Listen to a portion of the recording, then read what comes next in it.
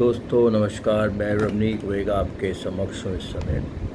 दोस्तों, मेरे को भी कैंसर 3 बार हुआ।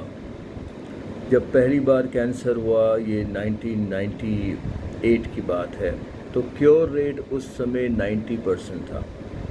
मैंने भारत में अपना इलाज कराया पर कैंसर दोबारा से आया। जब दूसरी बार कैंसर हुआ तो मैं अमेरिका गया, बोन मैरो ट्रांसप्लांट कराया, उसके बाद रेडियोथेरेपी भी कराई।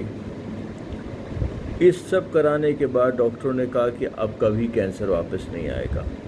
परंतु जब तीसरी बार कैंसर आया तो ये 2003 की बात है, मेरी हालत इतनी ख़राब हो गई कि डॉक्टरों ने कहा अब बचने की कोई उम्मीद नहीं है, हद से हद इनके पास 1 से 2 महीने की ज़िंदगी रह गई है। तब मैं यूएसए गया, रिसर्च ट्रीटमेंट कराया। रिसर्च ट्रीटमेंट के बाद भी उन्होंने कहा कि कैंसर डेफिनेटली 6 महीने में वापस आ जाएगा, तो हद से हद 8 महीने की ज़िंदगी मेरे पास है। परंतु ये सब कराने के बाद जब मैं इंडिया वापस आया तो मैंने फिर प्राणायाम, भोजन चिकित्सा, ध्यान में अपना समय देना शुरू किया। आज दोस्तों इस बात को 19 साल हो गए हैं, कैंसर कभी भी वापस नहीं आया। परंतु दोस्तों मैं ये बताना चाह रहा हूँ कि प्राणायाम, भोजन चिकित्सा और ध्यान अपने में संपूर्ण विज्ञान है और ये बहुत सारी बीमारियों को दूर करने में मदद करता है, जैसे कि कैंसर, डायबिटीज़, अस्थमा, हृदय रोग, उच्च रक्तचाप, धमनियों में रुकावटें इत्यादि। दोस्तों ये बहुत इम्पोर्टेंट है कि हम अपने बीमारी से संबंधित प्राणायाम करें। बहुत लोग प्राणायाम तो कर रहे होते हैं पर अपनी बीमारी से संबंधित नहीं कर रहे होते, फिर ऐसे में कोई लाभ नहीं होता। तो दोस्तों याद रखिएगा कि अपनी बीमारी से संबंधित प्राणायाम करना है। मैं आपको बड़ा सरल उदाहरण देता हूँ।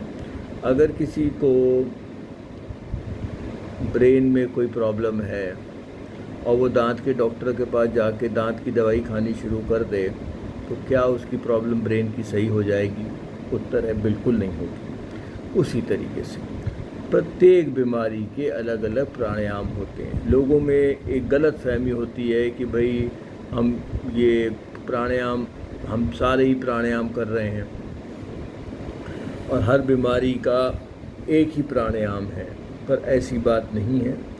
बहुत भी लोग ऐसे हैं जो प्राणायाम तो कर रहे हैं पर अपनी बीमारी से संबंधित प्राणायाम नहीं कर रहे हैं। तो ये इम्पोर्टेंट है कि हम अपनी बीमारी से संबंधित प्राणायाम कर रहे हैं और बहुत इम्पोर्टेंट है कि हम ठीक से करें। अब मुझे याद है मैंने किताब लिखी थी प्राणायाम के चमत्कार 2009 में, उसमें मैंने 30 अलग अलग प्राणायामों का वर्णन किया था। तो प्राणायाम को सही से करें और बीमारी से संबंधित प्राणायाम करें, बहुत ज़रूरी है। इसी तरीके से भोजन चिकित्सा भी बहुत इम्पोर्टेंट है, क्योंकि हम जो भी भोजन खाते हैं वो अंदर जाकर या फ़ायदा करता है या नुकसान करता है। दुनिया में एक भी ऐसा भोजन नहीं है जो अंदर जाकर एक सामान्य प्रभाव छोड़ेगा, तो इसलिए सही भोजन खाना इम्पोर्टेंट है।